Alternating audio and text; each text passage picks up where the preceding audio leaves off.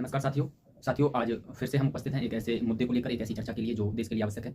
हम देख रहे हैं कि जिस प्रकार से पूरे देश में बच्चों के साथ जो शोषण किया जा रहा है, जो अनैतिक अत्याचार किया जा रहा है, जिस तरीके की प्रशासन व्यवस्था काम कर रही है और शासन व्यवस्था काम कर रही है, हमारे देश के युवा, हमारे देश के भविष्य, हमारे देश के साथ लोगों के साथ जो परीक्षाओं की तैयारी कर रहे होते हैं युवा, उनके साथ इस तरीके का बर्ताव किया जा रहा है, ये किसी भी दृष्टि से उचित नहीं है।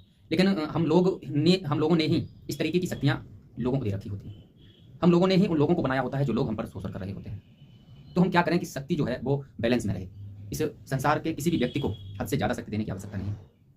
नहीं तो वो शक्ति नियंत्रित से अनियंत्रित में हो जाती है, और वो नियंत्रण वो लोगों के लिए भी घातक होता है और स्वयं के व्यक्ति के लिए भी घातक होता है, क्योंकि उस व्यक्ति को पता ही नहीं चलता। वो इतना लीन हो जाता है उस शक्ति के को पाकर कि वो ये जान ही नहीं पाता कि हमसे कुछ गलतियाँ भी हो रही हैं। तो इसलिए ये हमें ध्यान रखना होगा कि कब बदलाव की आवश्यकता है, कब बदलाव की नहीं आवश्यकता है। क्योंकि ये जो लोकतंत्र है वो इसी परिभाषा को डिफाइन करता है कि ये अंतिम जो शक्ति है वो किसी के हाथ में नहीं है, मिलजुल कर एक साइकिल है। कोई किसी से बड़ा या छोटा नहीं।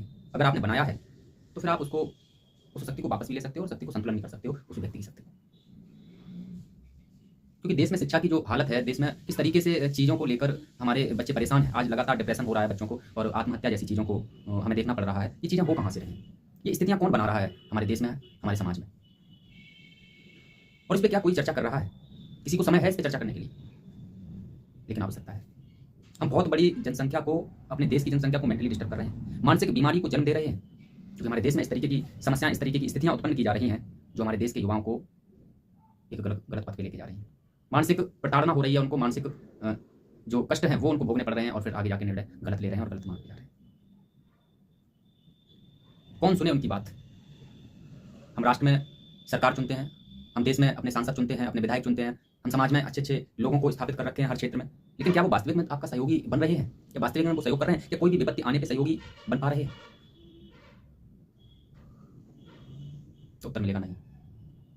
क्योंकि एक पूरे देश में एक इस तरीके की संरचना का निर्माण हो चुका है, जो ऐसे ऐसे तंत्र बना रहे हैं, उनको भेद पाना साधारण नहीं है, और इसको समझ पाना आम मनुष्य के लिए तो बिल्कुल साधारण नहीं, लेकिन समझना होगा साथियों। लोगों के जीवन में जिस तरीके की समस्याएं आ रही हैं वो सीधा जोड़ देते हैं प्रकृति से या ईश्वर से, जबकि मनुष्य ही मनुष्य के जीवन में कष्टों का निर्माण कर रहा है। मनुष्य ही मनुष्य के जीवन को कठिनाई भरा बना रहा है। मनुष्य ही मनुष्य को संसाधन के रूप में चूसे ले रहा है। मेरे इन हाथों में, जब मेडिकल लाइन की बात करते हैं, मेरे इन हाथों में बच्चे खत्म हुए हैं सिर्फ धन की वजह से, धन ना होने के कारण। देश की क्या हालत बना रखी है, जिस तरीके से इलाज का सिस्टम है वो किस तरीके से सिर्फ धनवान लोग ही इलाज करवा पा रहे हैं। तो आम जनता, मध्यम वर्ग, निचला वर्ग क्या खत्म? जिसके द्वारा आप चल रहे हो उसको ही खत्म करने की सोच लिए, और जब वही मर जाएगा तो तुम किससे चलोगे? कौन संसाधन बनेगा तुम्हारा? अंत में तुम्हें भी उसमें जाना पड़ेगा। इसलिए सहयोग करो और बदलाव की आवश्यकता